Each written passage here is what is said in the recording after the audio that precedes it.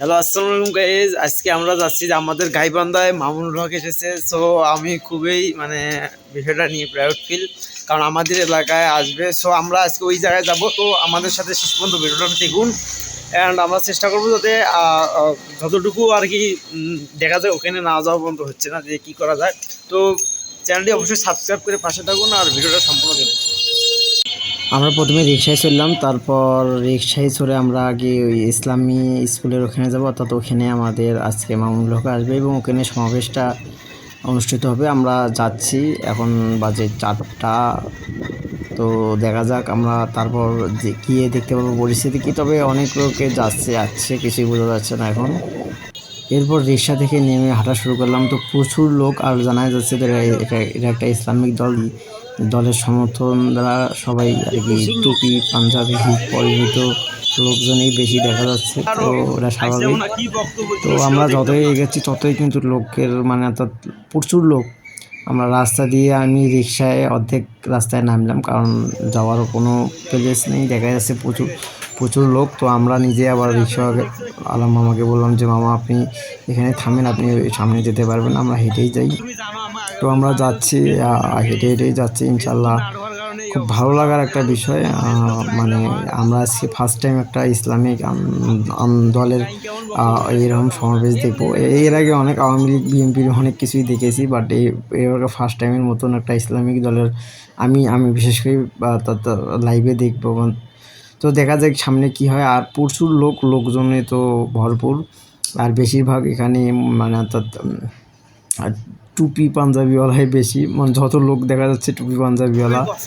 মাদ্রাসার ছেলেপেলে থেকে শুরু করে অর্থাৎ মাদ্রাসার শিক্ষক, তাছাড়াও আমাদের মুসলিম রাষ্ট্র, তো আমরা জানি একটু মুসলমানের সংখ্যা বেশি, আর যার কারণে লোকজনও অনেক বেশি।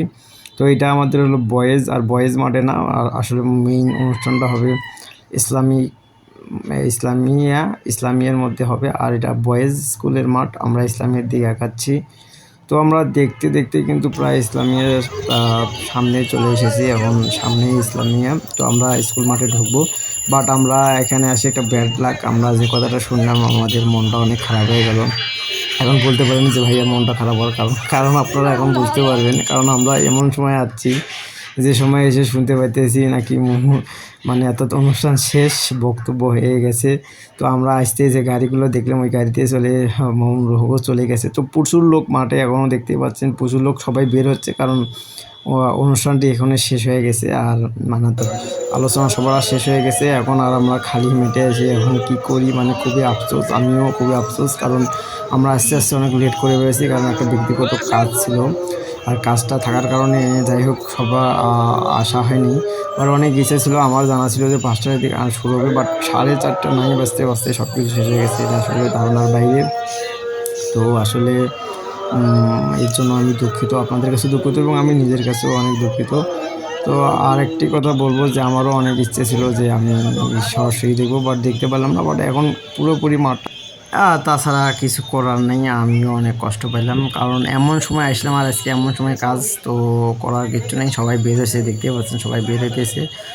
তো আসলে যাই হোক তবে খুব ভালো লাগলো। তারপরে এই স্পটে আসতে পারছি, এই ঠেকার আমরা হাবভাবগুলো বুঝতে পারলাম, পজিশনগুলো বুঝতে পারলাম, সব কিছু আপনাদের মাঝে একটু হলেও তুলে দেওয়ার চেষ্টা করছি। বাট আমিও ফিল পাচ্ছি কী হয়েছে না, সব কিছু শুনলাম, জানলাম এই জায়গার যারা ছিল শুরু থেকে।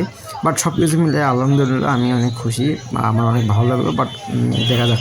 তো গায়ে সবচেয়ে দুঃখের কথা হলো কি, আমরা আস্তে আস্তেই অর্থাৎ আমাদের বিকেল 5টায় হওয়ার কথা ছিল, সে জায়গার মধ্যে আমরা জানছিলাম যে 5টায় হবে, কিন্তু আমরা আস্তে আস্তে মনে করো প্রায় আমাদের সমাবেশ আজকে শেষ, অর্থাৎ আমাদের আলোচনা সভা সেখানে আমরা দেখতেই পারলাম না। তো আমি ভাবছিলাম যে আমি করবো, কিন্তু যাই হোক দুঃখের বিষয় করতে পারলাম না। তো এর জন্য দুঃখিত, আমিও নিজেও দেখতে পারলাম না।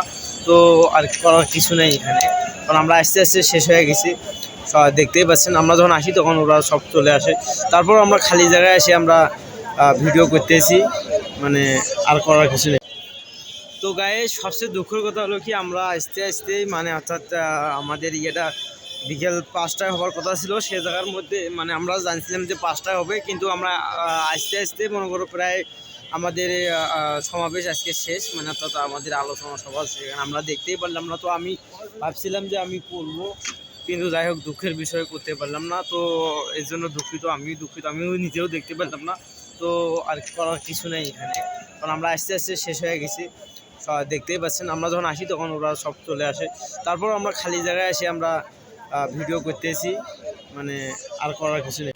তো এখন তো আর কিছু করার নেই, আমরা এখন রওনা দেব বাড়ির, অর্থাৎ বাড়ির উদ্দেশ্যে আবার রওনা দিচ্ছি, কারণ করার কিছু নেই, সব কিছু শেষ। আর এখানে থাকা মানে এখন হোদাই, মানে সবাই চলে যাচ্ছে আস্তে আস্তে, সব কিছু ফাঁকা হয়ে যাচ্ছে দেখলে নেই। সো রওনা দেবো এখন, বাট আমি রিক্সা আবারও চললাম, এখন আমরা রিক্সায় চলে যাচ্ছি আবারও সেই চিরচেনা রাস্তা দিয়ে।